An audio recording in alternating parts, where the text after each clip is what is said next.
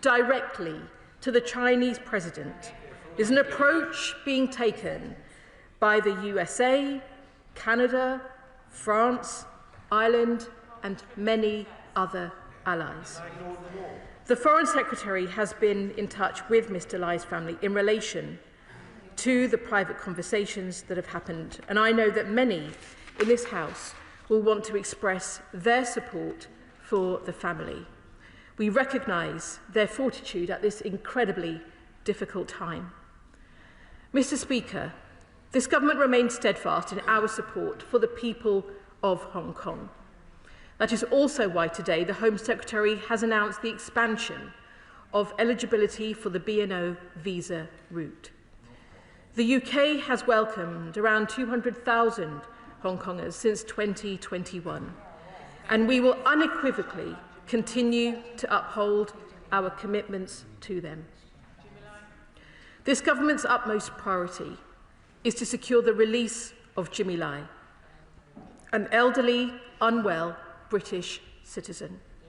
He has endured an extraordinary ordeal for 5 years, and we call for this to end now. That is why we are focusing on the action that will help him the most: sustained engagement with China, making our case consistently and directly. As the Right Honourable Member knows, we shouldn't sit outside the room, refusing to engage, where you can't even have that conversation. And I am grateful to have the opportunity today, Mr. Speaker, to reiterate this government's call for Jimmy Lai's immediate release. Right, let's go back to Sir Ian. I'm grateful for you granting this. Today, as the Minister said, Jimmy Lai, a British citizen, has been in prison for a further 20 years. Now, given his poor health and the fact that he sat for 5 years in solitary confinement, this is not a sentence, it is a death sentence on this brave man. They've trashed everything that we would consider reasonable in law. I, for example, as others, I was named 9 times in this prosecution case, and I've never even met him, or sadly, ever even spoken to him. I ask the question simply of the Minister: why is the UK government statement they released today refer to Jimmy Lai as a British national? Lord Cameron finally changed that and made it clear that he was a British citizen. Yes. Can she not now say that she will now change that and call him a British citizen, which is what he is? And why does this constantly now refer to Hong Kong and to the national security law? But the reality is that the British government has sanctioned absolutely nobody in the Chinese government for trashing the Sino-British agreement and now installing the Chinese national security law, which is the reason why Jimmy Lai has been arrested. And he has been convicted and sentenced for nothing more than standing up for freedom of speech and peaceful protesting for democracy. So I asked the Minister as well, Mr. Speaker. The government went on a visit to China recently, and they before that granted full planning permission for this huge and ghastly Chinese embassy in London. At least, I say to the Minister, surely why did they not hold back, if that's what they want to do, on that planning permission? So say to the Chinese government, you must release Jimmy Lai now and cancel this prosecution altogether, otherwise you will not get your Chinese embassy, instead of which we've given it to them free and for nothing, and the Prime Minister was treated like dirt while he was out there. The reality is, Mr. Speaker, that Sebastian Lai and Claire Lai, children of Jimmy Lai, have fought for him, and I feel sorry for them, and my thoughts go to them. But surely, that indeed a sad day for anybody that believes in freedom, justice, the legitimate rule of democratic-made law, and now will the government call for a humanitarian parole. Minister. I thank the Right Honourable Member for his question. He may have missed my reference in my opening remarks to Jimmy Lai being a British citizen, but perhaps I can reiterate that again. And it is important to reiterate what also we have said today, which is that we call on the Hong Kong authorities to release Jimmy Lai immediately on humanitarian grounds so that he may be reunited with his family and for him to be receiving all the necessary medical treatment and for full access to independent medical professionals. The Right Honourable Member will also know that the Prime Minister raised Jimmy Lai's case with President Xi on the 29th of January in Beijing. And since the visit, the Foreign Secretary has been in contact with Mr. Lai's family. The FCDO are also in close contact with Mr. Lai's international legal team, Doughty Street Chambers, and his son and daughter, Sebastian and Claire. And the Foreign Secretary last met with Sebastian and Claire on the 8th of January. In relation to the Chinese embassy, national security is our first duty. The planning decision was taken independently by the Secretary of State for Housing, the conclusion of a process that he may remember began in 2018, when the then Foreign Secretary provided formal diplomatic consent for the plans. But it is also important to be saying today that we stand with the people of Hong Kong, and we will always honour the historic commitments made under the legally binding Sino-British Joint Declaration, and China must do the same. Chair of the Select Committee, Dame Emily Palmer. Thank you very much, Mr. Speaker. Jimmy Lai is 78. He has rotting teeth. He has diabetes, heart issues, and recently he's visibly been losing weight. And now he has been sentenced to 20 years. It is effectively not a life sentence, it's a death sentence. I would urge the Chinese authorities to end this elderly man's appalling ordeal, and I would ask that they exercise clemency and allow him to be reunited with his family. Does the Minister agree with me that the concern for the suffering of Jimmy Lai extends far beyond his family and touches the hearts of so many British people? Minister. I thank my right honourable friend, and indeed she makes a very powerful point, and she is absolutely right that the situation that Jimmy Lai is in and the urgency of the need to release him on humanitarian grounds so that he may be reunited with his family and receive the independent medical treatment that he must have is a matter that goes beyond his family and indeed touches the hearts, I know, of members across this House and across this country. He has been sentenced to 20 years in prison for peacefully exercising his right to freedom of expression. And my right honourable friend will know that his case remains a priority for this government and the Prime Minister. Dame Priti Patel, Shadow Foreign Secretary. I commend my right honourable friend for securing this really important, urgent question.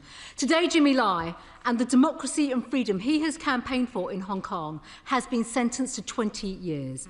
As his son Sebastian has said, Jimmy dedicated his life to defending the freedoms of Hong Kong. For that heroism, he's being punished. He's essentially getting a death sentence for that. Jimmy is a hero and deserves to be back home with his family, not hauled in chains before the courts languishing in a prison cell. We call for his release. The fact that Jimmy Lai has been sentenced to 20 years, the longest sentence ever under the national security law, is not only a reflection of the cruelty inflicted by the Chinese Communist Party, but it's a monumental diplomatic failure of this feeble and gullible Prime Minister. Just over a week ago, he was with President Xi defending engagement with the CCP. He gave China permission for their super embassy spy hub, but failed to secure Jimmy's release. So can the Minister have some backbone now and tell us exactly what details were discussed between the Prime Minister and Xi? Did he call for Jimmy to come back home? Did he demand access to the healthcare he needs? The official readout of the meeting published from Downing Street on the website didn't even mention Jimmy Lai's name. So we need answers, Mr. Speaker. Jimmy's family and the whole country want to know, when will this weak and pathetic Labour government finally stand up to China and show some backbone? And will the Foreign Secretary actually do something, such as summon the Chinese ambassador and prepare a list of diplomats to expel in response to China's refusal to free Jimmy Lai? Will the government revoke the planning permission granted for this embassy, the super embassy spy hub?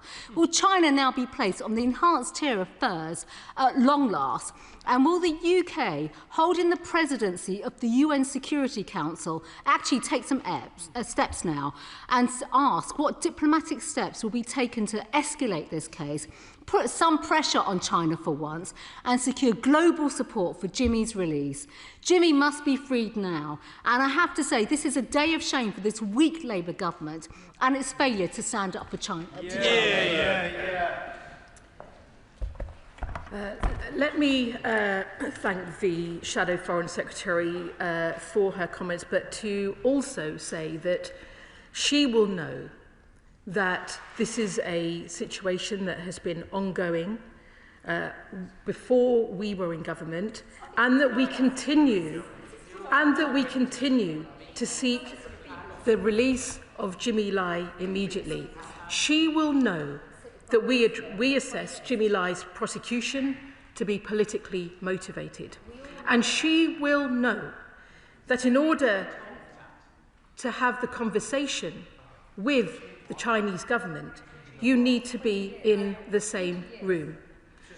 That's why the Prime Minister raised this on his visit, and we continue to raise this at every level of government and at every opportunity to do so. The Right Honourable Lady will also know that on the instruction of the Foreign Secretary, the British Consul General also attended the sentencing, and that we continue to keep in regular touch with the family. She will also know that we continue to do all that we can, publicly and privately, to secure the release of Jimmy Lai. And that is what we will continue to do so. Rachel Blake. Thank you, Mr. Speaker. I can see that the whole House is angered by this sentencing, but no one is more devastated than Jimmy Lai's family. Jimmy is a British citizen. There must be every single international pressure must be put on the Chinese government now to secure a humanitarian response to the situation we find. Can the Minister tell us how that we will be building an international coalition to restore that pressure to secure a humanitarian response? Minister. I thank my honourable friend for her comments, and indeed for the work that she has done on behalf of her constituent. And I can confirm that we are in discussion with our allies, including the US and Australia and Canada and the EU, on doing what we can internationally to continue to advocate and secure the immediate release of Jimmy Lai. Lisa Smart, Liberal Democrat spokesperson. Thank you very much, Mr. Speaker. I know that the whole House shares my horror and disgust at the politically motivated imprisonment, conviction and sentencing of Jimmy Lai. Last week, following his trip to Beijing, the Prime Minister suggested that he could change outcomes for Jimmy Lai and Hong Kongers by speaking softly with President Xi. It's clear now that the Prime Minister's trip to Beijing failed spectacularly to secure Mr. Lai's release. Has the government summoned the Chinese ambassador to make clear this House's shared outrage? Jimmy Lai's experience is the most visible example in terms of Beijing's efforts to suppress any and all criticism of the CCP, but it is far from the only one. Pro-democracy Hong Kong activists living in the UK continue to face intimidation, repression and threats from Beijing. Could the Minister provide any guarantees to those Hong Kongers that they will not face further persecution or intimidation at the hands of the CCP?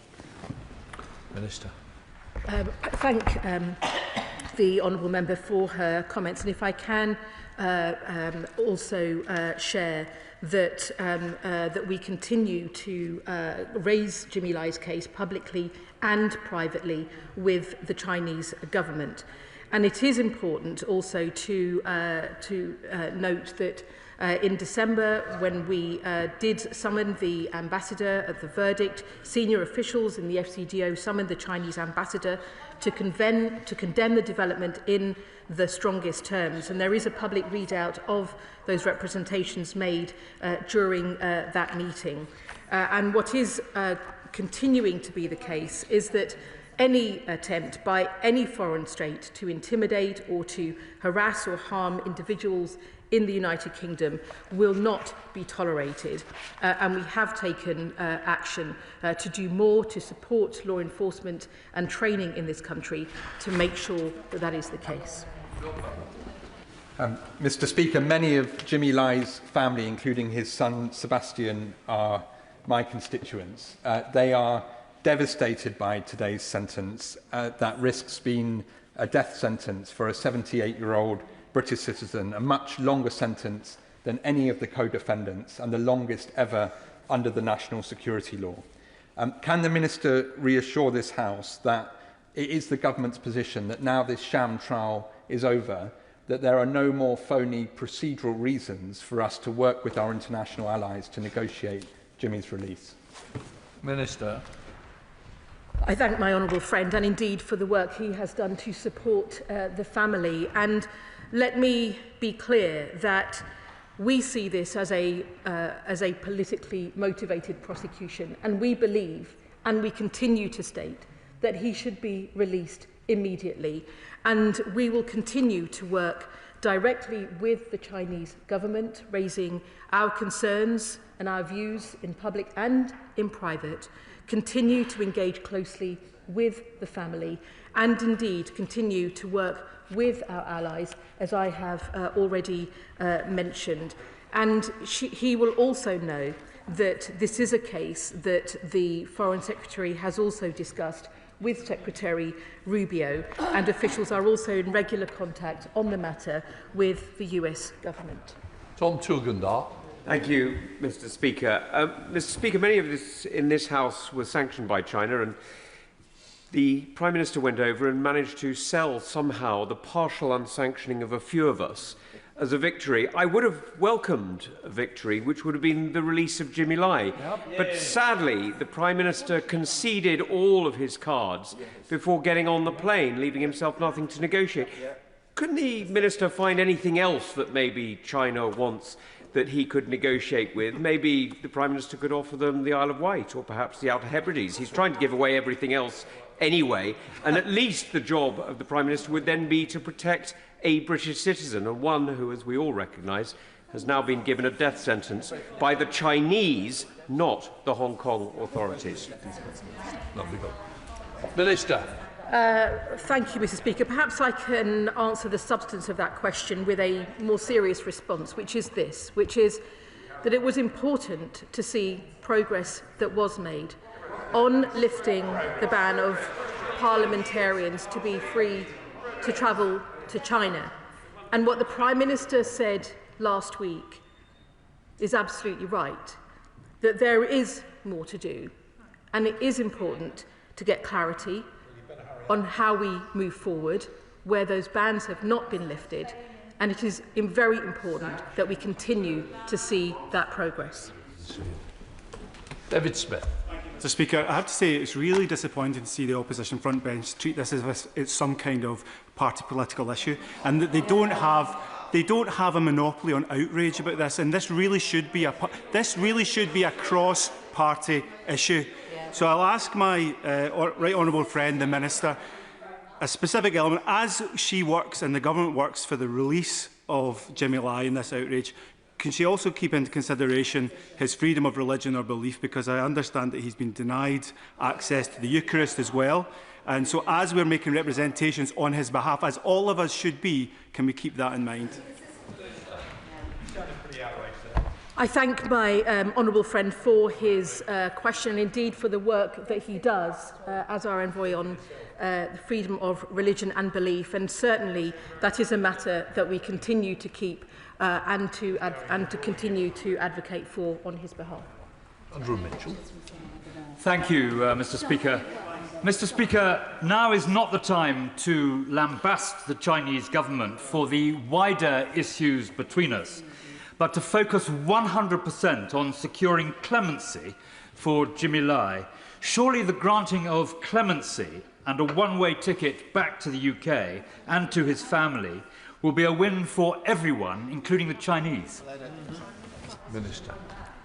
I thank the Right Honourable Member, and perhaps on this we can agree that we do want to see an immediate release. We want to see that there is an immediate release on humanitarian grounds so that he can be reunited with his family, and he must be supported as well to receive that vital independent medical treatment to support his health and his well-being right now.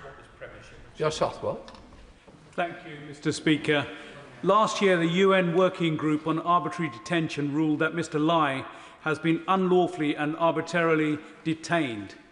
In 2022, the same UN Working Group concluded the same for Jagtar Johal. Today, Jagtar turns 39, and instead of celebrating, he's languishing in a foreign prison like Jimmy Lai. I caution the government that if we don't stand up for our citizens unlawfully imprisoned abroad, we risk becoming beholden to the whims of others rather than standing on firm principles. So how is the government making meaningful representation to our Indian and Chinese counterparts to bring these British citizens home? That's been well woven in, Minister.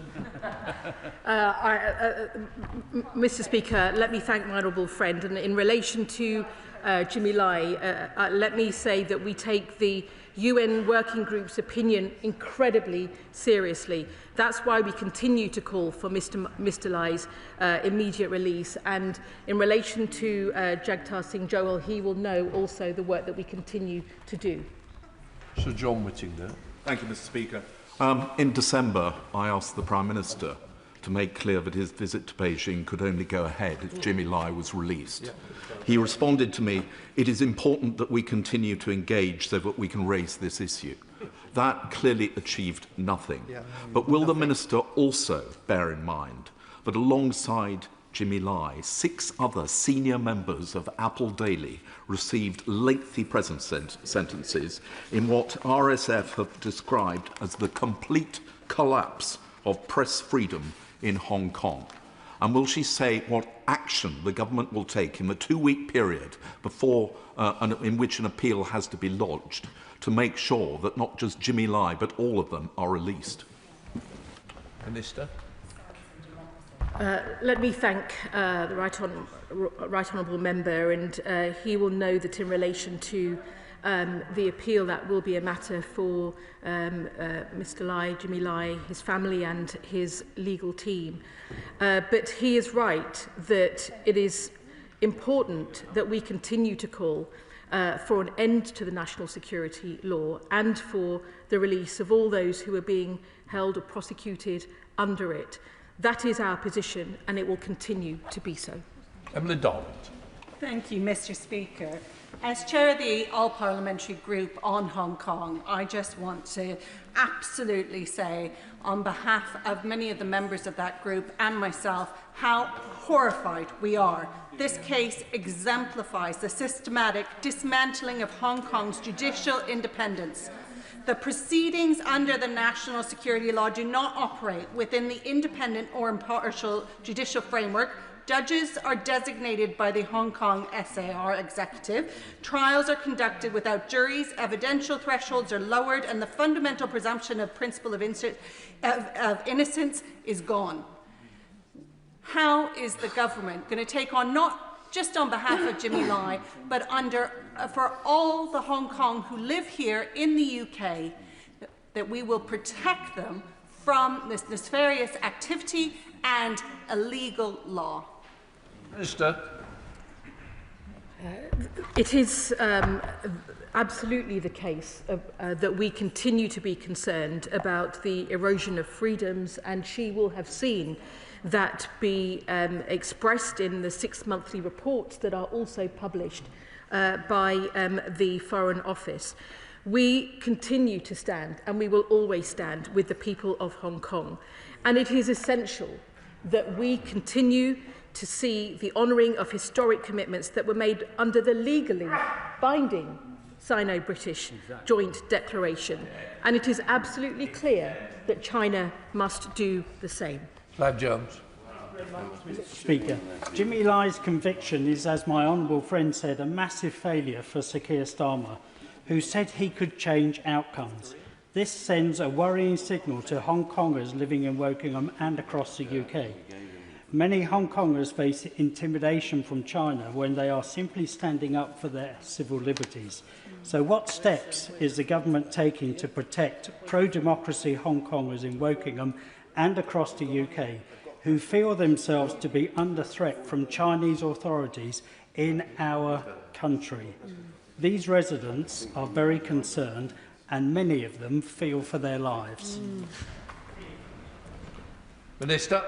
Let me thank the honourable member for his important question. And it is essential that we continue to make sure that any attempt by a foreign state to harass or intimidate or to harm individuals in the UK must not be tolerated. It is the reason why we are supporting increased training and support for law enforcement in relation to these matters, so that they can be dealt with the urgency that is required, and also the intelligence that is also important to be sharing.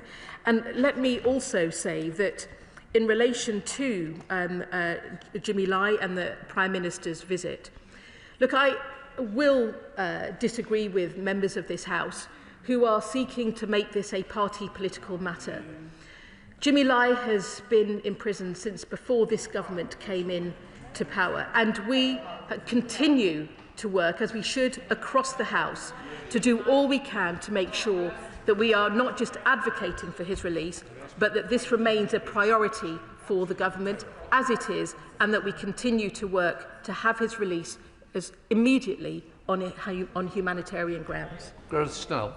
Thank you very much, Mr. Speaker. And I do thank the Minister for her answers, but I think it's fair to say that when the sentence was passed down, the CCP baked into our reaction that we would reiterate calls for release, that we would put out warm words of demands towards the well-being of Jimmy Lai. And there are, of course, concerns now that he may be transferred to prison inside China, where access to that legal representation will be even more difficult. So can I ask the Minister what practical and tangible changes will happen today as a result of this shift in the relationship with China, now that they have sentenced a British citizen to 20 years? And is she able to say a bit about what actions her department are going to take in the weeks ahead to give practical support to Jimmy Lai, so that this isn't another statement or question in a few weeks' time lamenting an appeal that was unsuccessful?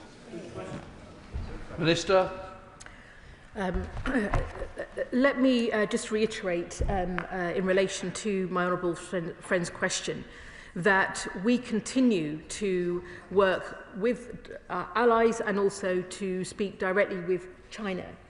That is both public and also private, in terms of the work we continue to do to secure his release. The government also remains in close contact with Mr. Lai's family to discuss the actions that we are taking, and we will continue to do this because securing the release of Mr. Lai remains a priority for this government and for the Prime Minister. Sir Desmond Swain. Can I say to my honourable friend and to the Minister that this is not party political? The last government were as bad, if not worse.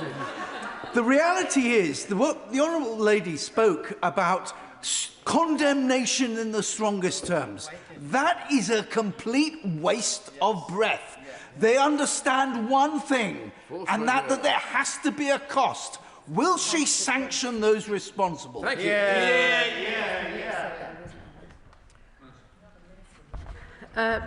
Mr. Speaker, I think the honourable member I think will perhaps disagree, but I think the key point is that you can't move forward unless you're in dialogue. And that is why what the Prime Minister did in going to China and in raising this directly has opened the doors to further conversation.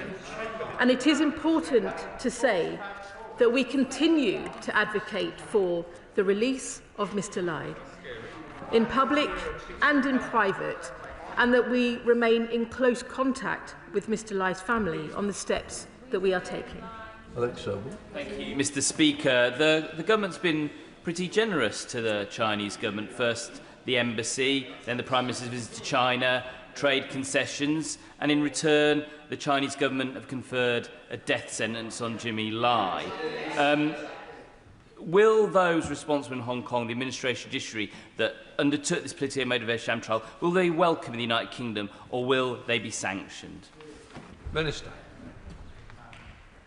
I thank my honourable friend for his question, and he will know, in relation to what we have said, how important it is that we continue to see that what we have seen under the Sino-British Declaration is upheld, and that we expect those standards under the Declaration not just to be held in relation to those historic commitments by Britain, but that we expect China to do the same.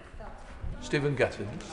Speaker, Mr Speaker, the Minister will be aware that there is cross-party consensus that we are horrified by the jailing of Jimmy Lai.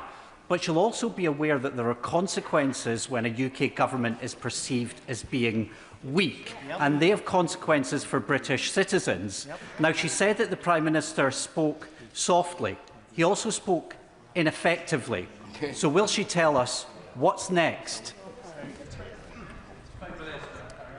Perhaps I can just say again what I have shared with the House today, that in relation to the announcement today, that we continue to advocate for his release publicly and privately. We have not hidden our view over the imprisonment of Jimmy Lai. We have not hidden that we see this as politically motivated. We have said clearly and unequivocally that he should be released on humanitarian grounds. That remains a priority for this government, and it remains a priority for the Prime Minister, and he will know that.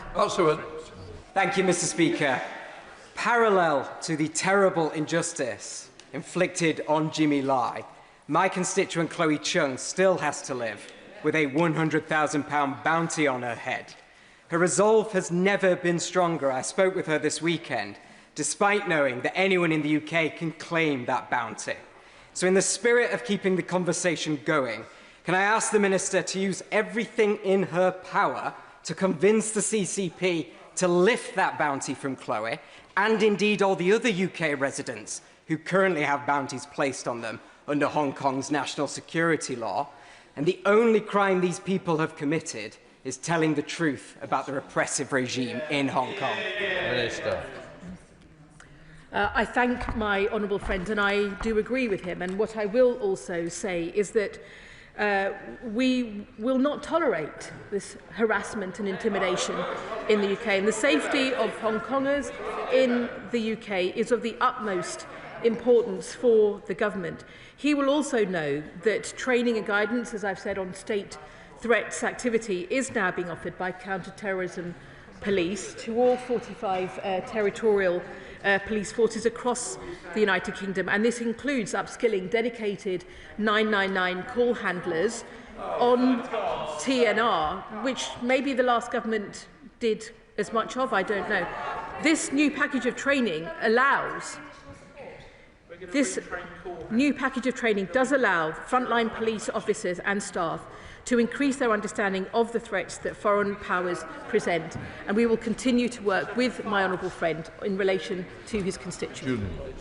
I'm sorry, Mr Speaker, but this is really hopeless. I mean, no disrespect to this particular minister, but I'm sure you've noticed, as I have, that whenever something indefensible comes up, they always put middle-ranking or junior ministers in the front line. Why isn't that? Maybe she's abroad, maybe she's in her sickbed, but otherwise, why isn't the Foreign Secretary voluntarily making a statement rather than sending someone else to take the flak in this position, which really is not fitting of the outrage that honourable members, and there are honourable members on both sides, feel about the fate of Jimmy Lai? Well, Mr. Speaker, I'm not sure whether to take part of that as a compliment in relation to not being directly targeted, but as the Minister for the Indo-Pacific, it is a case in which I take great interest, and it is important that we are here in front of the House today. Pritchard. The Minister has read Confucius, the Chinese philosopher 2,500 years ago, I believe, and the Silver Rule, which talks about mercy and compassion. And whilst all of us in this House will continue to campaign for Jimmy Lai's release, could the Minister at least confirm whether there is consular access to Jimmy Lai, not just consular communication, and would she call upon President Xi, who no doubt has studied Confucius, to revisit compassion and mercy and at least allow medical treatment, correct diet, and allow Jimmy Lai to be released from solitary confinement? Minister. Mr. Speaker, the honourable member may already be aware that we continue to seek consular access, and that it is important that we continue to advocate for the release of Jimmy Lai on humanitarian grounds. And I'm sure that that message is one that is going out loud and clear from this House. Dr. Andrew Morris. Speaker, the Trump administration is not known for its record on human rights, and yet the US has been perfectly prepared to sanction Chinese officials, CCP officials, who have been abusive. And yet the UK has sanctioned nobody. Why is that? And when will the judges and prosecutors involved in Jimmy Lai's sham trial be sanctioned by this government? Minister. I thank the honourable member for his question, and what I will say is that in relation to what we expect to see happening in Hong Kong, that it is unacceptable that we have not seen those commitments, those historic commitments that we made at the time of the Sino-British Joint Declaration be upheld. It remains a matter of concern that the national security law was brought in at all, and it remains a matter of concern that people are being prosecuted under that, and that we seek an end to the national security law, and that we seek the immediate release of Jimmy Lai. Jim Allister. Mr. Speaker, strong words of condemnation are appropriate and necessary. But when will the government's actions match those words of condemnation? Minister. Mr. Speaker, I think that the honourable member will know that to have a case that is a priority for the government, that is raised at every opportunity, at every level of government, and that we continue to work on publicly and privately, it is a matter of great concern, I know, to this House and to the country, and that we will want to see all of us working as much as we can and wherever we can to see the release of Jimmy Lai. That is our priority. Dr. Kieran. Thank you, Mr. Speaker. Mr. Speaker, the Prime Minister was happy to trot back from China, heralding the successes of the visit without having secured the release of Jimmy Lai. And now we see Jimmy faces this 20-year prison sentence, in effect a life sentence. Does the Minister think that was a price worth paying? Minister. Mr. Speaker, I will just reiterate again that what is the most important thing is that we focus on doing everything we can to secure the release of Jimmy Lai. That is our priority, and we will continue to raise this matter publicly and privately, and continue to be in close contact with the family on the steps that we're taking. For the best subject. Thank you, Mr. Speaker. The Minister appears to have come to the Chamber today with absolutely nothing to say.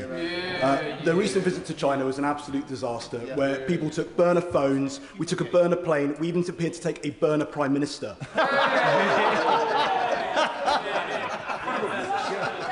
So, the Minister has recently said, earlier in the statement, she made reference to progress being made in these discussions. So can she outline exactly what progress has been made, and can she also outline what the response was from the Chinese government when the Prime Minister raised the case of Jimmy Lai with them directly? Minister. Mr. Speaker, The Prime Minister's recent visit allowed us to open up discussion and dialogue directly with the Chinese government at the highest level, something it seems to me that the party opposite have forgotten is actually quite important in having a discussion and dialogue, including on incredibly difficult issues with other governments. There is absolutely no point trying to call for something when you are shouting into a void. And they should know better, because it is much better to have a relationship that allows us to make our case directly to the Chinese president rather than talking to ourselves. And as the Prime Minister has said, the purpose of engaging is to seize the opportunities that open up as a result of engagement, but also to provide an opportunity for those discussions. If you sit outside the room, if you refuse to engage, you can't even have the conversation. And so I come back to the point that I have made a number of times in the chamber today, that we continue those discussions publicly and privately to secure the release of Jimmy Lai that is this government's priority. Jim Shah. Yeah. Thank you, Mr. Speaker. The Minister has heard me asking for interventions numerous times over the last number of years on behalf of British citizen Jimmy Lai, as others have in this House. Indeed, collectively have been very strong. And now the sham trial has ended, and unsurprisingly, Jimmy will be held in unknown conditions for 20 years until he is 98 years of age, if he lives that long. Shameful. Denied his religious beliefs, no mass, and unable to worship his God as he so wishes to do. Mr. Speaker, this surely cannot be acceptable to this government, whose Prime Minister and Attorney General have been at the forefront of using human rights as a panacea for every decision. Are we truly in this House to believe that government abandonment of Hong Kong has meant there are not options for those who are British in Hong Kong and whose only crime is not agreeing with Beijing? Minister. I thank the honourable gentleman, and indeed the honourable gentleman. He will also appreciate the importance of wanting to see progress in this case. He is right to actually see 20 years as the sentence, which is tantamount to a life sentence, or indeed has been said in this House, a death sentence, is unacceptable. That is why we continue to call for the release of Jimmy Lai, and it is important that we see that release on humanitarian grounds. Right, that completes the urgent question. Let the front benches change over.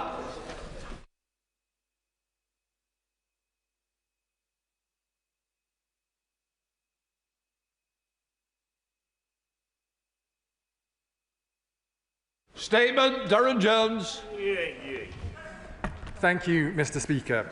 Last week, I came to the House in the wake of information released by the United States Department for Justice around the depth and extent of Peter Mandelson's relationship with Jeffrey Epstein. I outlined immediate steps this government took, including initial review of material which ultimately led to a referral to the Metropolitan Police, and steps taken to modernise the disciplinary procedures to allow for the removal of peers who have brought the House of Lords into disrepute. I'm here today, Mr. Speaker, to update the House on further action the government will take to rebuild trust in public life in the wake of these damaging revelations since my statement last week. I'll finish the statement first, if I may. Mr. Speaker, I am sure the House will agree with me. The issues of standards, while important in and of themselves, do not meet the scale of disgust that we all have when we see powerful, rich men misuse their positions to abuse women and girls. These procedural rules, and the rules that I will talk to the House about today, Mr. Speaker, are important given what has been able to happen in the past, but we should start by recognising that our response, collectively, requires wider changes in the culture and use of power wherever it rests. This goes to the heart of who my right honourable friend, the Prime Minister, is. It is why he became a human rights lawyer in the first place, why he became the Director for Public Prosecutions, and why he changed the Crown Prosecution Service to be more victims-oriented, and it is why he became Prime Minister. Mr. Speaker, as I set out last week, Jeffrey Epstein was a despicable criminal who committed disgusting crimes. The Epstein scandal is another awful example of a culture that did not value the lives, let alone the voices, of women and girls. The series and sequencing of events across the last week has rightly made clear to us all that for too long and too often, influential people in positions of power, overwhelmingly men, have been able to avoid proper and just scrutiny because of the perverse power structures that incentivize their belief that rules do not apply to them. And if I may say so, Mr. Speaker, members chuntering from the benches opposite, whilst I am talking about the victims of sexual abuse and abuse of power, should know better and should recognise that they should be quiet and listen when we are talking about the victims and the justice they deserve to seek. Peter Mandelson's disgraceful behaviour raises a number of questions about the ability of the current standard system to catch those few who seek to break our rules. This damages all of us across the House. The vast majority of public servants, whether officials or elected members, come to serve the public, not themselves.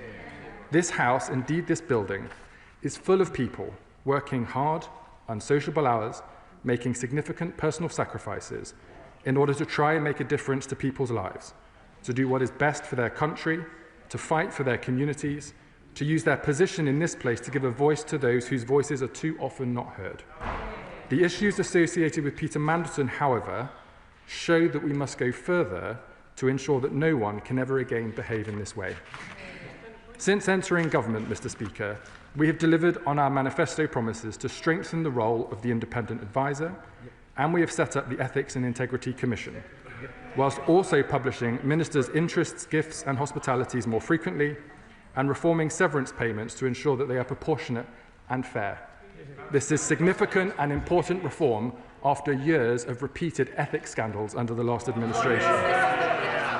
This includes restricting payments for ministers leaving office following a serious breach of the ministerial code, and requiring repayment of severance for those found to be in breach of the business appointment rules.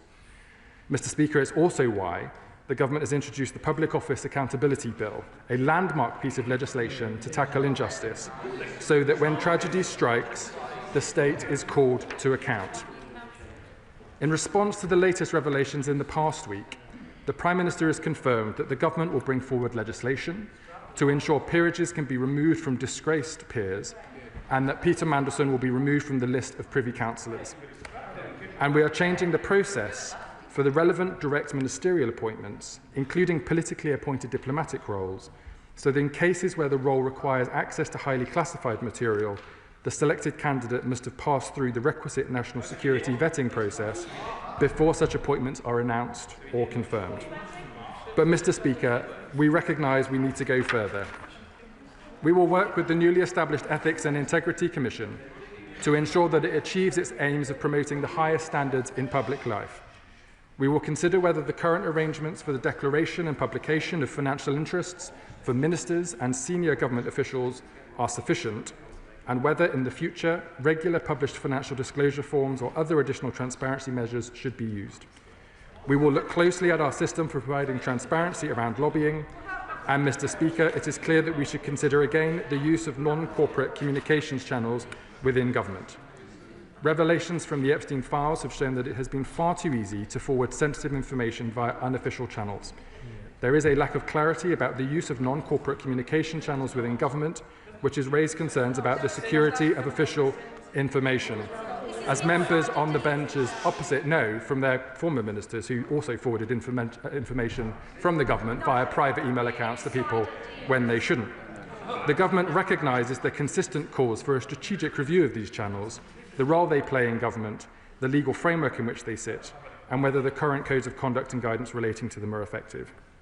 Mr. Speaker, this work will focus on the issues for government, but will complement a range of work being carried out in both this House and in the other place.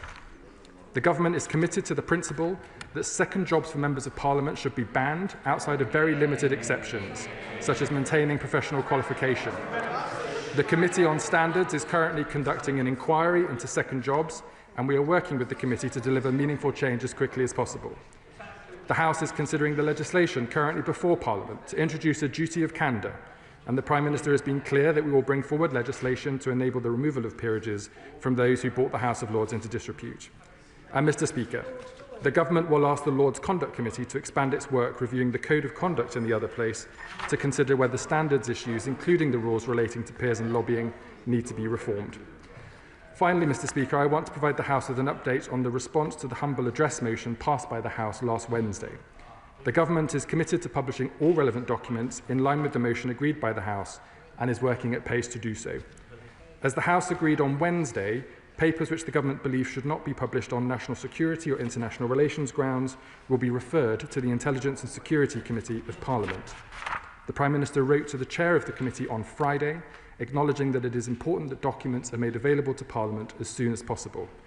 And as the Prime Minister has set out, the Government is committed to being as transparent as soon as possible and in full compliance with the motion. The Prime Minister has asked the Cabinet Secretary to liaise with the Intelligence and Security Committee, and I will ensure that the House is kept updated on this work. Mr. Speaker, we have all been appalled at Jeffrey Epstein's disgusting crimes and Peter Mandelson's despicable behaviour. It is utterly contrary to what the Prime Minister stands for and the values at the heart of this Government. We are resolute in our commitment to fighting men's violence against women and girls and supporting their victims. Delivering on this mission is a critical part of our response to the terrible misogyny at the heart of the Epstein scandal. We also recognise that Peter Mandelson's behaviour has posed difficult questions about our safeguards against corruption. I have set out today, Mr. Speaker, the steps the Government is taking to ensure that the British public can have confidence in the integrity of public life, and I will continue to update the House, as I said last Monday and today, on these matters as our works develop. Mr. Speaker, I commend this statement to the House. Shut up a minute. They can't have points of order. We're just beginning the debate. So, that's the rules of the House. I'm not going to change it, especially for you. Neil O'Brien, Shadow Minister. Thank you, Mr. Speaker. I thank the Minister for advance sight of his statement. Mr. Speaker, the Prime Minister's authority is gone and his government is starting to collapse. But the PM's decision to appoint Peter Mandelson raises massive questions about standards in public life, questions which the Minister's statement today just doesn't answer. Mr. Speaker, advisers advise, but ministers decide. And on that basis, can the Minister explain why it was right for Morgan McSweeney to resign, but not right for the Prime Minister to resign? Morgan McSweeney might have provided the advice, but it was the Prime Minister who made the decision to appoint the best friend of the world's most notorious paedophile to be His Majesty's ambassador in Washington. And the PM did this despite knowing that Mandelson had stayed in Epstein's house while he was in jail for child prostitution. The problem is not the structures or the processes. The information was there. The warnings were there. The problem is that the Prime Minister had all of that before him and yet chose to ignore it. He cannot keep blaming others. He cannot blame the process. He must start taking personal responsibility. For the record of this government on standards is truly extraordinary. First, the Prime Minister was embroiled in the freebies scandal. £107,000 in gifts given to him since 2019 and a personal donor being given a Downing Street pass. Then the Prime Minister was reprimanded by his own ethics advisor over the appointment of a non-disclosed Labour donor to be the football regulator. His Transport Secretary, an ex-cop, had to resign over misleading the police. His anti-corruption minister had to resign over corruption. His homelessness minister had to resign for making people homeless. And then his deputy prime minister, housing minister, had to resign over a £40,000 unpaid tax bill on her house. No wonder even the leader of the Scottish Labour Party now says that the PM must go. Mr. Sarwar says, and I quote, "There have been too many mistakes and that he has no choice but to be honest about failure where I see it." He is right. Now let me turn to some specific questions. First, can the Minister confirm whether Peter Mandelson received a golden goodbye severance payment signed off by the government? Why has the government refused to answer this question since September? It's been reported that the golden goodbye was between £39,000 and £55,000, more than the average person earns in a year, Mr. Speaker. This is grotesque. And what steps is the government taking to retrieve this incredible payment for resigning in disgrace? It sounded from the Minister like he was saying he couldn't do it. I have to remind the Minister, at the moment at least, they are actually the government. They can take action. Second, Will the government agree to a full investigation into Peter Mandelson's behaviour while he was our ambassador? On 27th of February, Mandelson arranged for the Prime Minister to meet Palantir, a client of Global Counsel, his own company. It was not recorded in the Prime Minister's register of meetings. It only emerged later. Palantir were then directly awarded a £240 million contract by the government. I make no criticism of Palantir. My point is simply, why wasn't it recorded? How many more such lobbyist meetings with the PM were there, and what other inside information was being shared? Will he agree, yes or no, to a full inquiry into Mandelson's time as our ambassador? Third, let me ask about another New Labour veteran put forward for a public office despite his known association with a paedophile. Number 10 have said that they investigated Matthew Doyle's relationship with a convicted paedophile, Sean Morton. Number 10 gave Doyle, the PM's former Director of Communications, a peerage after purportedly examining this matter. But they have never clarified whether their relationship continued after Morton's conviction. If Doyle cut ties with Morton upon his conviction, why doesn't the government just say so? So I asked the Chief Secretary to clarify this, and will he agree to publish all the documents relating to that appointment? Fourth, the Chief Secretary told the House on the 2nd of February that a review of the decision to appoint Mandelson was underway. What form will it take? Will a statement be laid before Parliament? When? Will Mandelson be interviewed as part of that review? Will it include the potential involvement of hostile intelligence services? And finally, has the government substantively responded to the ISC's request for more resourcing so it can do its job properly in reviewing the papers that are about to be released?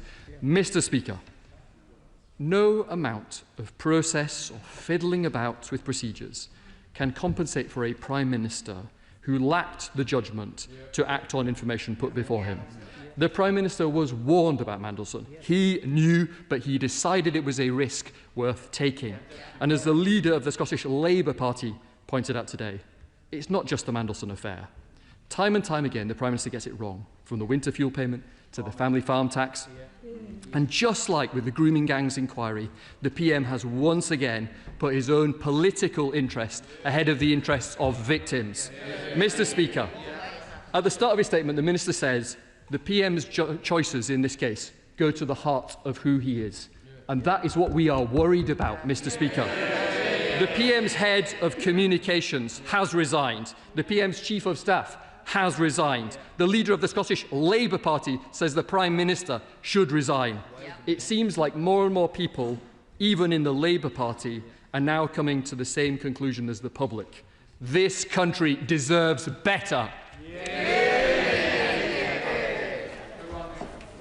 Minister Darren Jones. Thank you, Mr. Speaker. I'll remind the honourable gentleman that the public had their say at the last general election and elected a landslide Labour majority and put the party opposite into a historic defeat.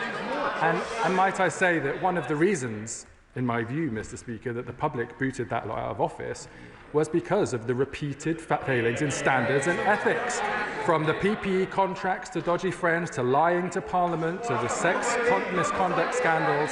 And he says to me, why is it that ministers that have breached the code have resigned? Because we fixed the system. The reason we have an independent ethics advisor who can't be directed by the Prime Minister, as was the case under the previous party, is because it is independent. And when ministers have been found to break the code, they have gone, because that should be the consequence for doing so. The honourable member has asked me about what the Prime Minister knew at the time of Peter Mandelson's appointment. The Prime Minister has answered this question repeatedly, Mr. Speaker. The information that has come out since his appointment has made it clear that Peter lied to the Prime Minister about the state of his relationship with Jeffrey Epstein. And had the Prime Minister have known then, at the point of appointment, what we all know now, with the privilege of hindsight, he would not have appointed him in the first place. He asked me a number of questions about the process, I think, which flow from the humble address. As I've already informed the House, Mr. Speaker, the government is working with the leadership of the Intelligence and Security Committee to ensure that we can comply with the humble address and cooperate with transparency to release the documents in the way that we have said we will, in compliance with the Met Police investigation and other constraints which are currently being managed. And we will ensure that the Intelligence and Security Committee is given all the available support it needs to be able to service the House effectively in line with the humble address. Is that it? Where shall we go? Dame Emily Thornbury. Thank you very much, Mr. Speaker. I'm grateful to the right honourable gentleman for his speech and for telling us that relevant direct ministerial appointments, including politically appointed diplomatic roles, where they have access to highly classified material, will have to pass the requisite national security vetting process before such appointments are announced or confirmed. I know that it may sound a little surprising to members opposite because they probably didn't hear what he said because they were barracking the minister so much. But I mean, that's to be welcomed. However, the Foreign Affairs Committee has believed that Peter Mandelson should come in front of our committee before he was sent to Washington, and we were right. And we shouldn't have been prevented from seeing him. In the past, political appointees to ambassadorial roles have nearly always appeared before the committee, but only at the Foreign Office's discretion. We don't want discretion anymore. We would like it written into the rules that before someone is appointed to an ambassadorial role, or the chair of the British Council, or the director of the BBC World Service, we would like those political appointees to appear in public before the Foreign Affairs Committee and to answer our questions. Can I thank the Chair of the Foreign Affairs Select Committee for her question? She raises important points about the process, particularly for the appointments of ambassadors and the delay between announcement, appointment, and also the host country then accepting their appointment to formally appoint them to their role. That's why we've made it clear today that the security vetting process will now have to be concluded before announcement and confirmation. She asks me about the role of pre-appointment hearings. I know that the Permanent Secretary of the Foreign Office has already informed her committee that the committee is entitled to invite ambassadors to appear before them to answer questions, and of course we continue to keep all other pre-appointment hearings under review. Liberal Democrat spokesperson Lisa Sparks. Much, Madam Deputy Speaker, and I thank the Chief Secretary for advance sight of his statement. We must remember that we're having this debate today because of the courage of the women and girls who spoke out against Jeffrey Epstein and those connected to him. Their bravery has forced us to confront uncomfortable truths around power, accountability and the standards we must demand from those in public life. There are many questions swirling around this place about judgment, rightly. And while you can't legislate out poor judgment, you can put in place a better system that leaves as little to chance as possible. And successive governments have failed to do that. From Partygate to ministerial code breaches that went unpunished, we have witnessed a systematic deterioration of standards and the current system is broken. The ministerial code lacks legal force. We need structural reform, and I welcome some of the measures that the Minister has mentioned in his remarks today, including the ability to boot out peers whose behaviour falls below the standard we should all expect. The ministerial code must be enshrined in law with genuine sanctions for breaches. The ministerial code must extend beyond its current parameters to include senior public servants like ambassadors, and we agree that vetting standards must also be made tougher, and they should include trade envoys like Andrew Mountbatten, Windsor. We must also ban those who've served in any capacity for a current foreign administration from donating to political parties, think tanks or campaign organisations, and we must end government by WhatsApp.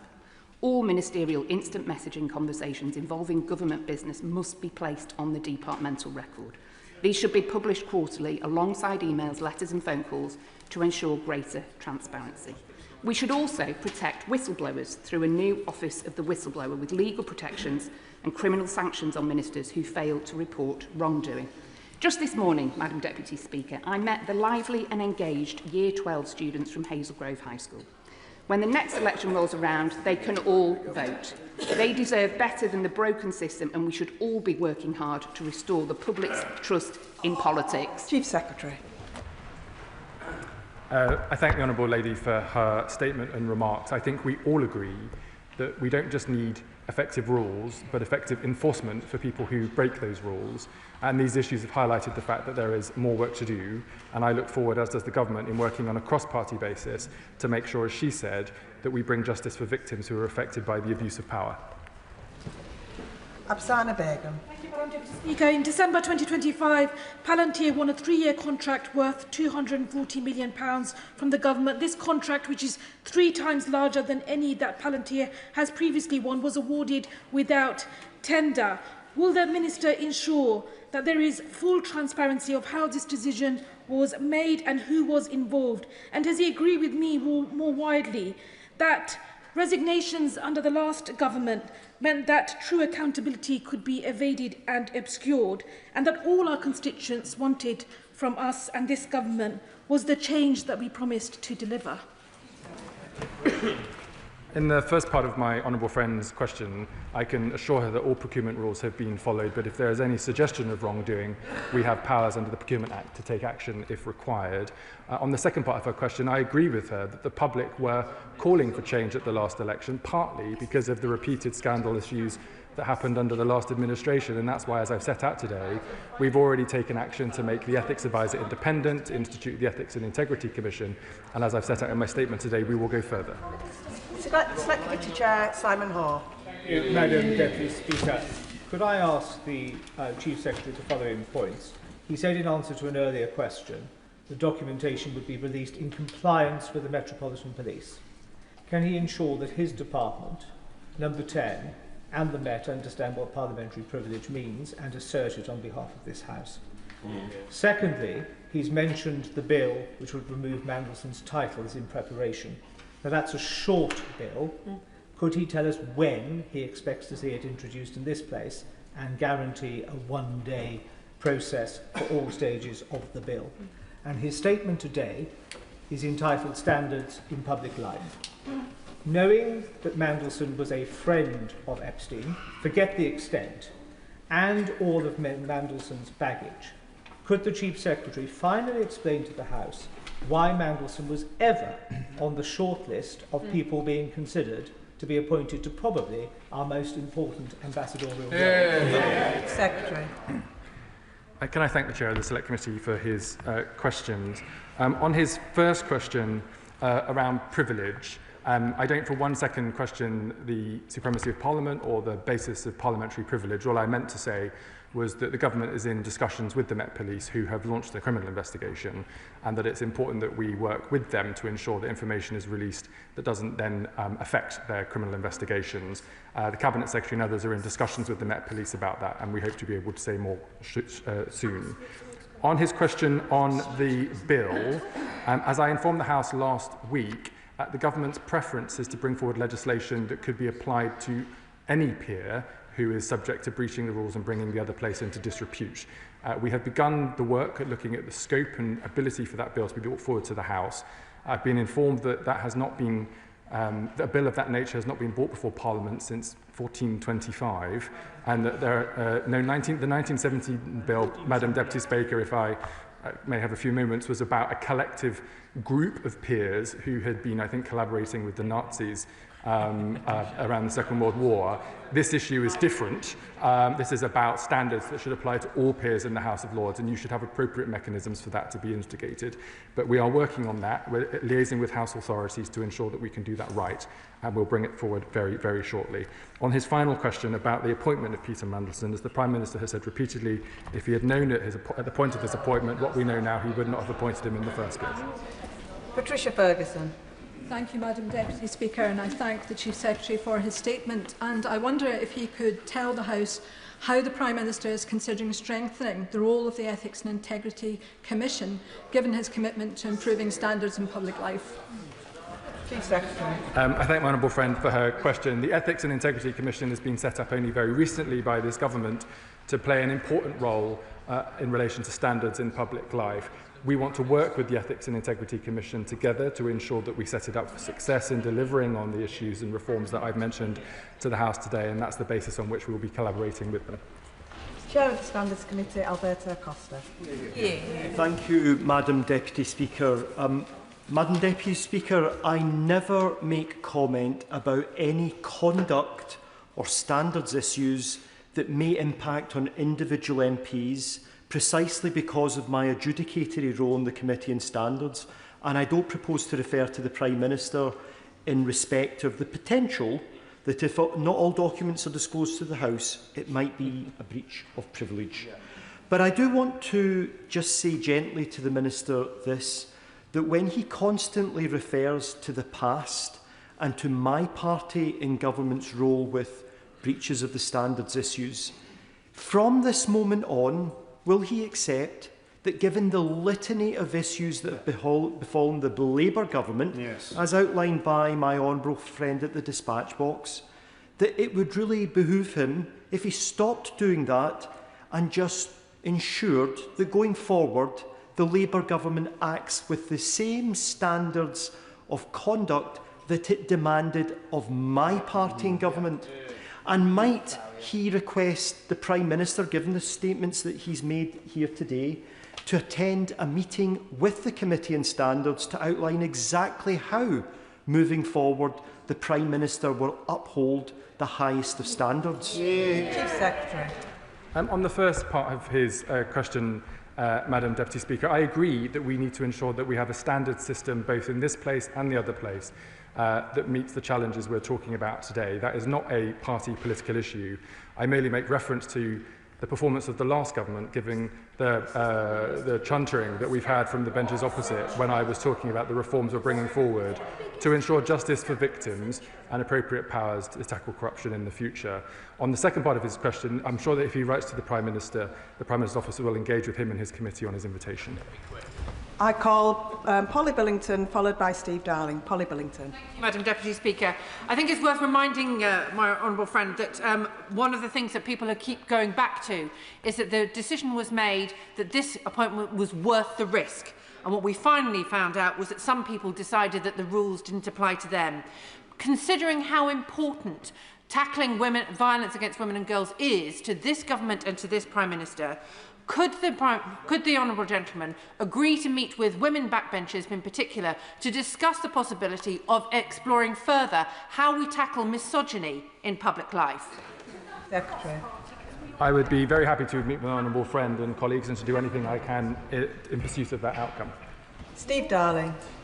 Thank you, Madam Deputy Speaker. It is jaw-dropping how many rich and powerful people were within Epstein's orbit and how many of them believed that they were untouchable.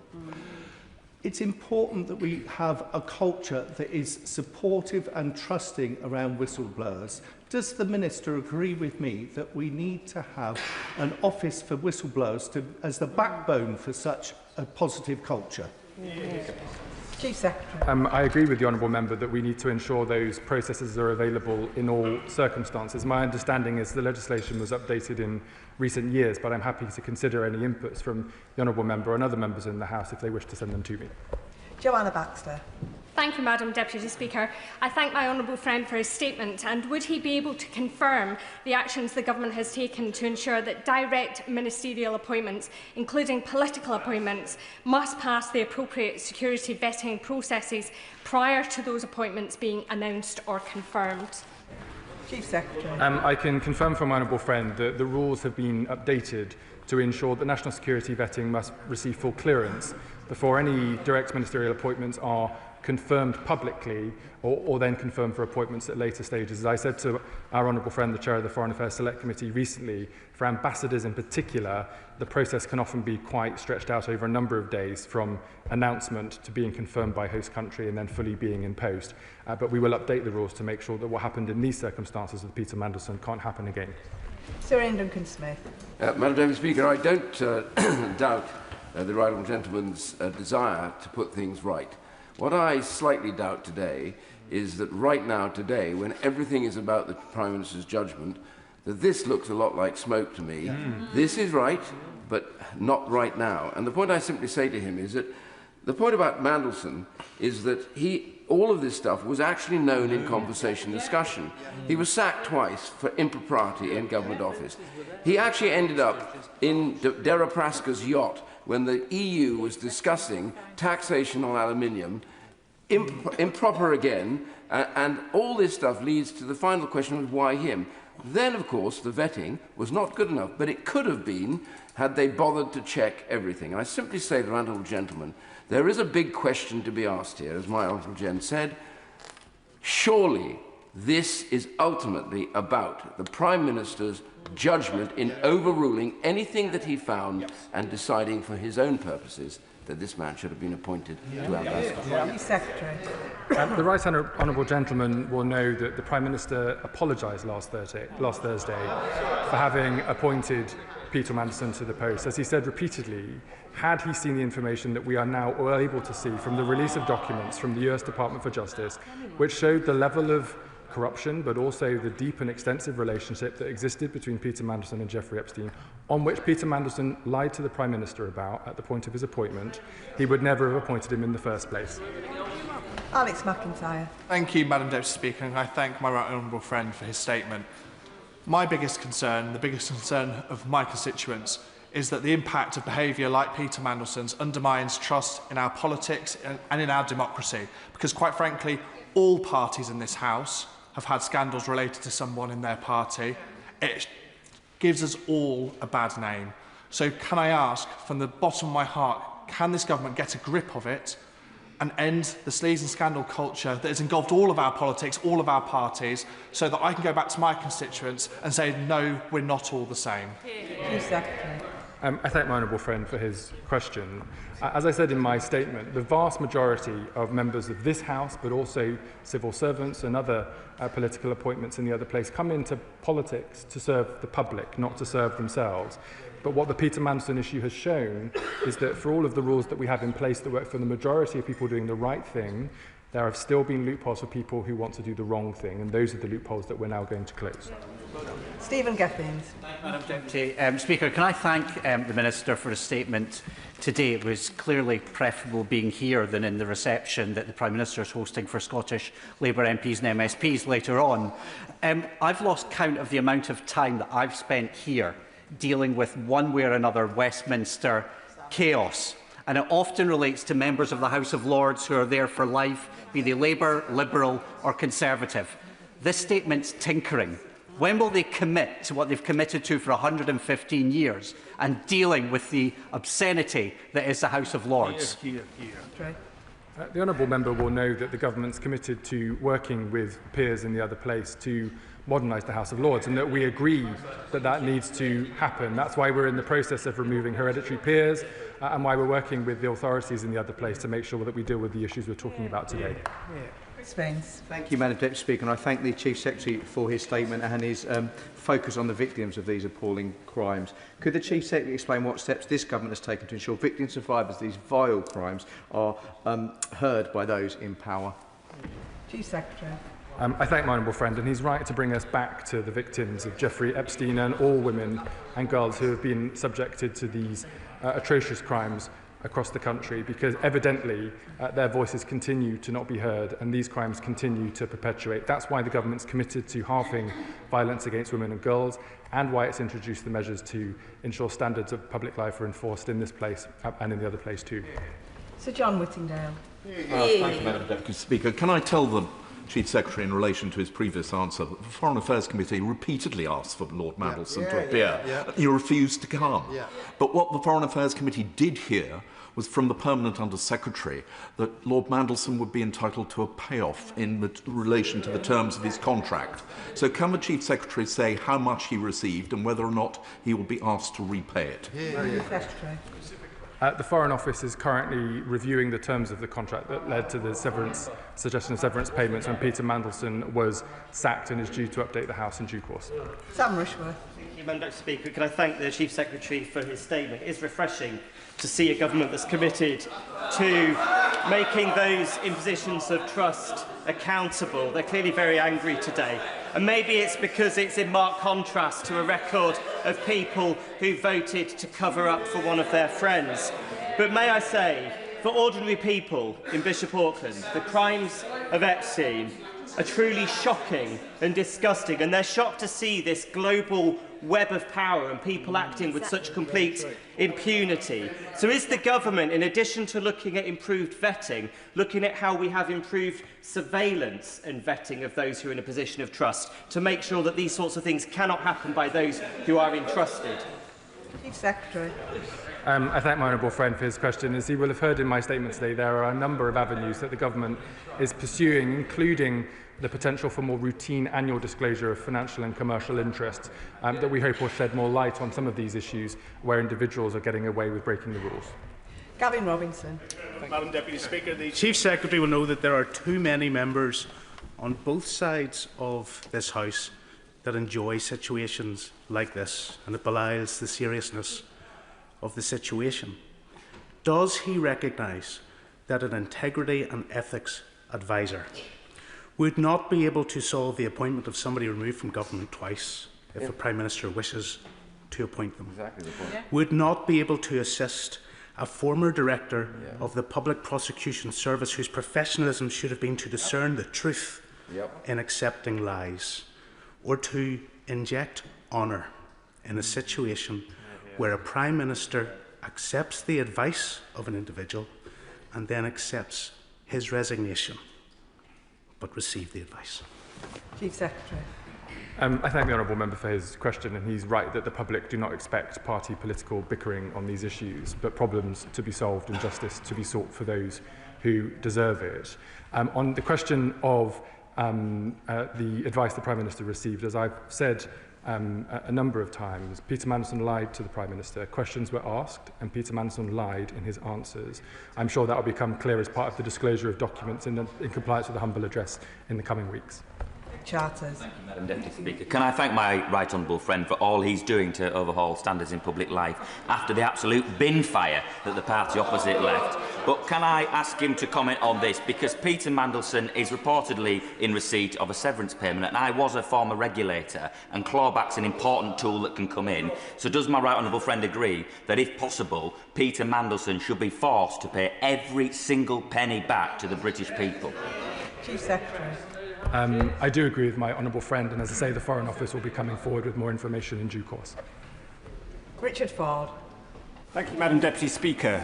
The Intelligence and Security Committee wrote to the Prime Minister last Thursday. The letter was published, and it included the following. The committee would be grateful to now be told the date on which we will receive the papers, such that we are able to plan the resourcing requirements.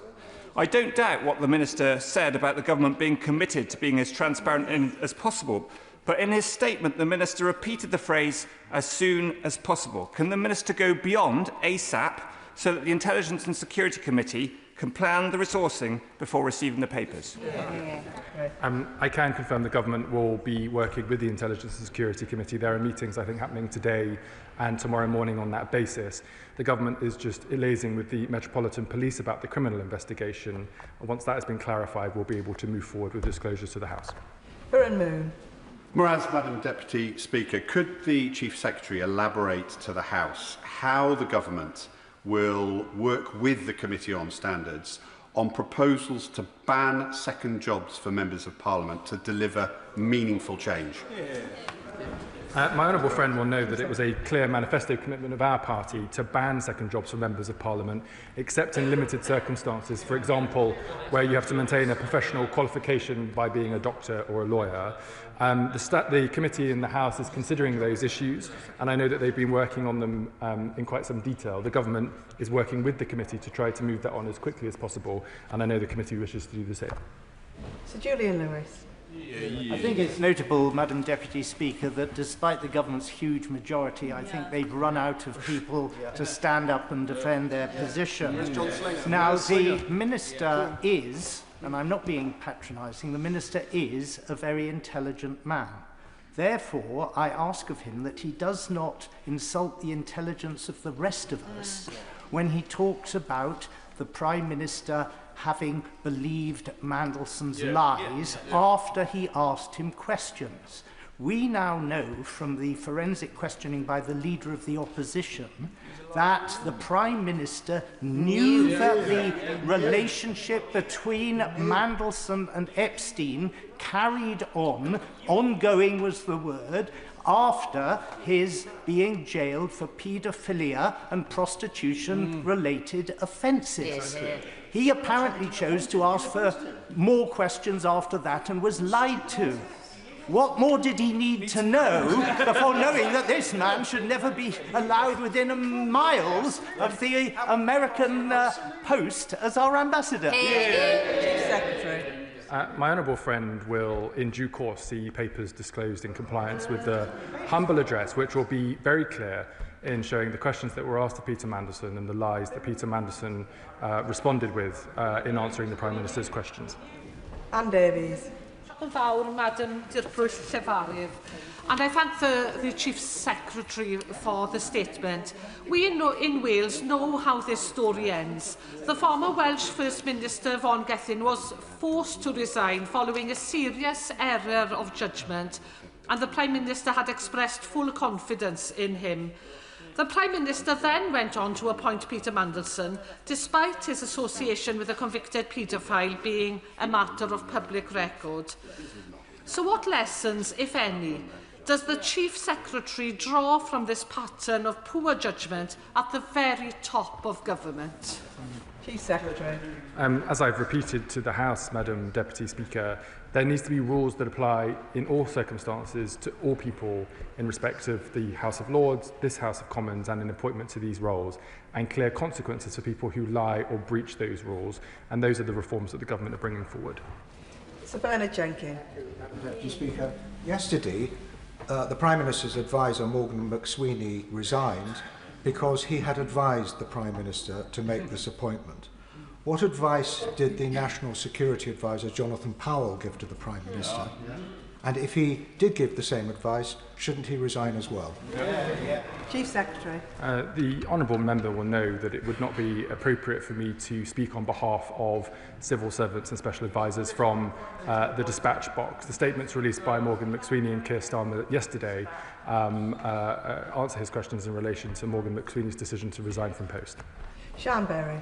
Thank you, Madam Deputy Speaker. A government enthralled to men and corporations drunk on power is the rot at the centre of Mandelson's scandal. When people operate in the shadows, they think they can act with impunity. So of all the 7 Nolan principles, openness can help build back the most trust. So does the Chief Secretary agree that we must drive out corporate influence and money, and as a start, would he cap political donations and ask all MPs and peers to follow my example in releasing logs of all lobbying meetings so the people can know we work for them? Chief Secretary. I thank the honourable lady for her question. On a number of those measures, as I said in my statement, we are looking at the current procedures and whether they can be updated in the future to provide more transparency. But she is right, the individual rules alone, whilst can be improved, will not be sufficient for tackling the cultural issues that lead to some of these challenges. And it's upon all of us on a cross-party basis and any other people in power to call out and make it clear that that's not acceptable in public life. Sir Alex Shelbrooke. Thank you, Madam Deputy Speaker. Further to the point that my right honourable friend for Chingford and Woodford Green made, this does look like smoke today. It really does. I mean, this horse has bolted so far, it's at Wetherby Racecourse. And I have to say to the honourable gentleman that he really is not giving the answers that we need to hear. So let me ask the right honourable gentleman. He said that what goes to the heart of the Prime Minister is what he's trying to do. So why did the Prime Minister believe that somebody who took loans which in today's money would be worth over £1 million was found to be flogging passports? Why did the Prime Minister ever think that that person should be rewarded? Chief Secretary. On the first part of the honourable gentleman's question, I would just remind him that the reforms that this government has made in the past 18 years and those which we're talking about today will be the most wide-ranging reforms to standards in public life that we've seen for a very, very long time indeed. I wouldn't call that smoke and mirrors, I'd call that progress. On the second part of his question, as I've said repeatedly to the House, if the Prime Minister had known the depth and extent of the relationship between Peter Mandelson and Jeffrey Epstein, then he wouldn't have been appointed in the first place. And it's easy for members on the opposite benches with the benefits of hindsight and now with access to the documents that were not available to the Prime Minister at the time of appointment to say that it should have been done otherwise. Alison Bennett. Thank you, Madam Deputy Speaker. This matter is not about process, it is about the judgment of the Prime Minister. And we really can't legislate out poor judgment that we've seen on evidence today. So maybe the Minister has considered our calls to create an Office of the Whistleblower, but would he also agree that we can ensure that there are proper criminal sanctions for those ministers who fail to whistleblow to mitigate the frailties and human error we see here? Secretary. I'd point the Honourable Lady to the duty of candour provisions that we're bringing forward in the Public Accountability Bill, which include criminal sanctions for those who breach those rules. And as I've said to her honourable friends on the Liberal Democrat benches, I'm very happy to consider wider recommendations for whistleblowers as she sets out. Esther McMahon. Thank you, Madam Deputy Speaker. Given the importance of standards in public life, why is it that the advisor who suggested Peter Mandelson as the ambassador to the US has had to resign, but the person who actually appointed Peter Mandelson, that is the Prime Minister, is still in post? Chief Secretary. As the Prime Minister said last Thursday, he has apologised for having appointed Peter Mandelson, and had the information that is now available had been available at the time of his appointment, he wouldn't have appointed him in the first place. Ayub Khan. Thank you, Madam Deputy Speaker. We all know that the Prime Minister is a lawyer, and one of the traits of a lawyer is to understand and test the veracity of information that is being provided. We know that the Prime Minister has said from that dispatch box that he took a risk and that he had known that Mandelson kept his relationship with Epstein. The real question is that I suspect the risk was that the public wouldn't find out. The public do now know. Is it not time for the Prime Minister to simply go? Secretary. No. Katie Lamb. Thank you, Madam Deputy Speaker. This is insulting. The first time, though it was not to be the last time, that Peter Mandelson resigned in disgrace from a Labour government, then Tony Blair's cabinet, I was 7 years old.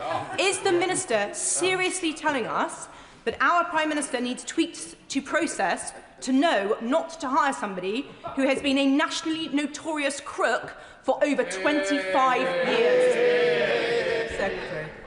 As the Honourable Lady will have heard, if the Prime Minister had access to the information we now have about the depth and extent of the relationship between Jeffrey Epstein and Peter Mandelson, he would have not been appointed in the first place.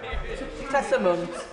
Thank you, Madam Deputy Speaker, and if I may, I'll direct the House to my register of members' interests in relation to whistleblowing. I'm very hopeful that Chief Secretary knows that I was promised a meeting with him about the subject of whistleblowers during the passage of the Public Office Accountability Bill. I look forward to meeting him. I wonder if he is aware, I hope he is, that actually the current legislation dealing with whistleblowers directs them into the Employment Tribunal, of which there are 47,000 cases awaiting to be heard. We have to do something about whistleblowing and making sure the protections are in place. I'm looking forward to meeting him with a number of my colleagues so that we can discuss this in detail in full. As I've said to the Honourable Lady's colleagues on the Liberal Democrat benches, I'm very happy to receive further representations on reform of the law as it relates to whistleblowers, and if we need to go further, we'll be happy to consider such. Dr. Andrew Morrison. Thank you, Madam Deputy Speaker. The Minister has managed to throw out more chaff than a B-52. Can I ask him, in his remarks about security vetting, whether he means developed vetting of the sort that is applied to very senior officials before they are appointed to extremely sensitive positions, including military individuals, or whether he has something else in mind? Will he say whether that will be repeated periodically, as is the case for officials? And will it be applied both to political appointees and also ministerial appointments, as say appointments as ministers, where those positions are particularly sensitive? Secretary. I think the Honourable Member knows, Madam Deputy Speaker, that there's different processes in relation to the different types of roles that we might have and others in government, from due diligence through to develop national security vetting, as he sets out. The important point is that the right process is applied to the right person at the right time, and that is what we're reviewing right now. Pete Wishart. Deputy Speaker, the only statement that my constituents want today is a resignation statement. The only reform they want is the reform that takes this Prime Minister out of 10 Downing Street. It doesn't matter how many reviews, inquiries or fireguards they put in the way. He has lost the confidence and trust of the British people. What we need is a government that will end this chaos. They promised to end this chaos when they came to power. Instead, it is through the stratosphere. He knows, everybody in this House knows, everybody in this country knows, he is toast. Why don't they just get on with it and get rid of him? Secretary. The honourable gentleman seems to be wishing for more chaos in our country. The public voted to end that at the last general election, and that's why this government's getting on for delivering change for people across the country. Wendy Martin. Thank you, Madam Deputy Speaker. Today's statement is actually little more than a smoke screen, an attempt to detract away from the key issue, which is about Peter Mandelson and our Prime Minister. There are more questions being asked and still no answers. I'd like to take the Minister very briefly back to that central point about a golden goodbye for Peter Mandelson. How much? Secretary. I refer the Right Honourable Lady to my previous answer. Sammy Wilson. Thank you, Madam Deputy Speaker.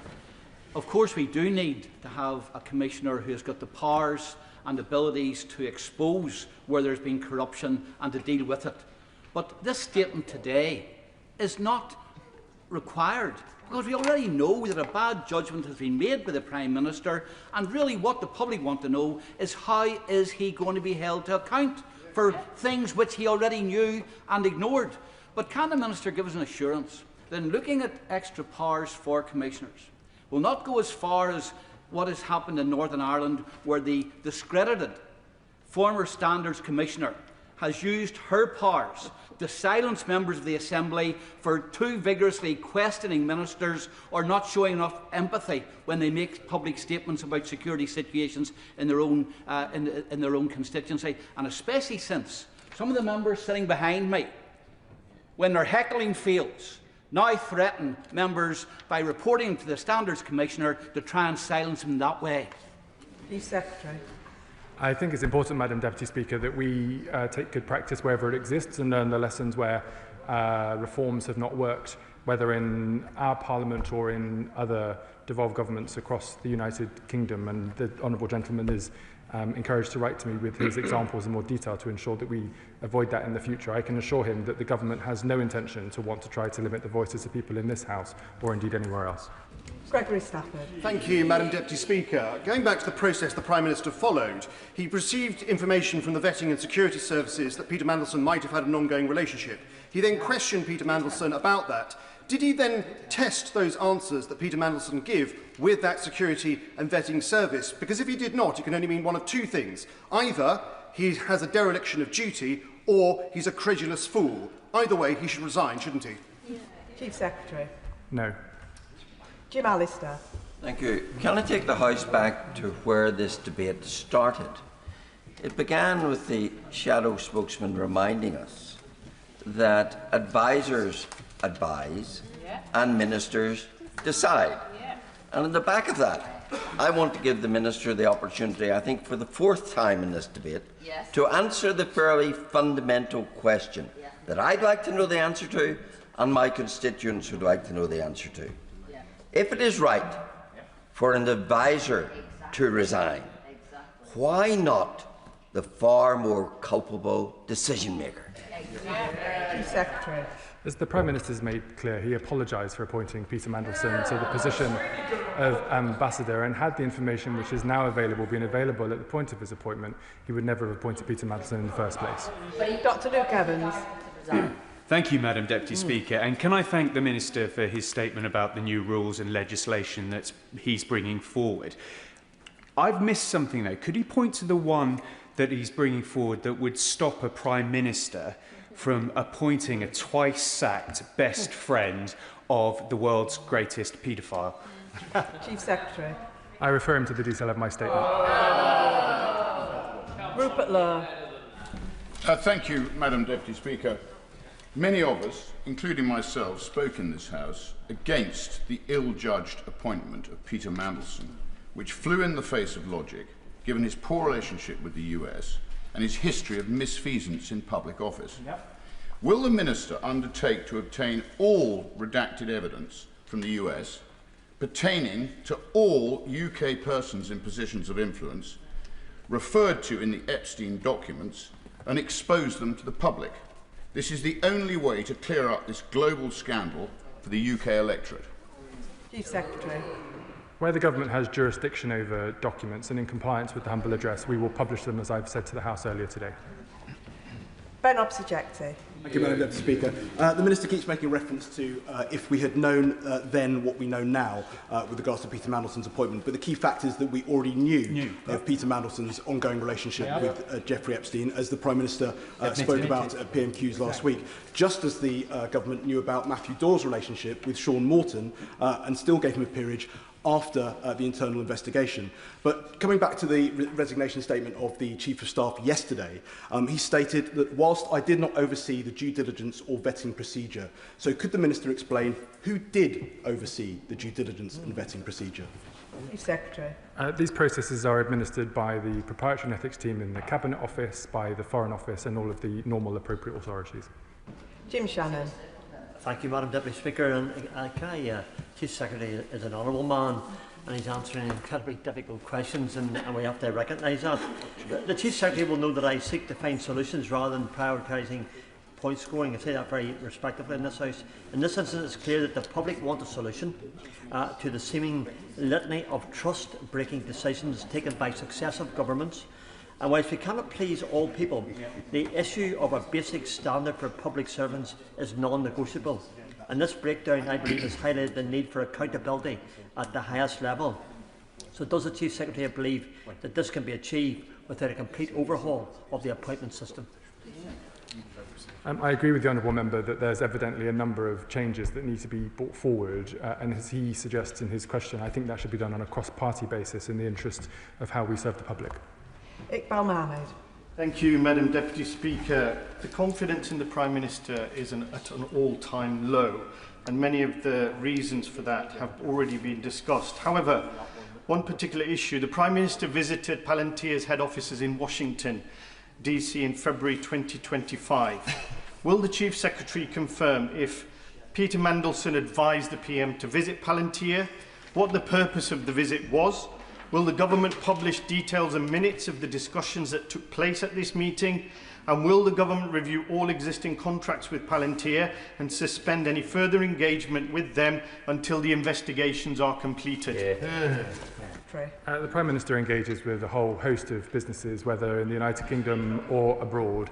In relation to his question suggesting particular wrongdoing, as I said to my honourable friend earlier, we have powers under the Procurement Act on these issues if we must, and if evidence comes to light, then we reserve the right to do so. Dr. Kieran Mullen. The problem with the list that the Minister read out is not one of those measures will protect us from the Prime Minister's poor judgment, unfortunately. And before I ask him the question, I will just point out to him, as the Minister sat next to him knows, and he mentioned himself, the government is currently putting through a House the Duty of Candour Bill, which will require ministers legally to answer questions frankly and with information that they have, which people could usefully think that they should know. So I'll ask him for a third time, how much is the Peter Mandelson due to take as part of his payoff? Chief Secretary. As I say, the Foreign Office will update the House in due course.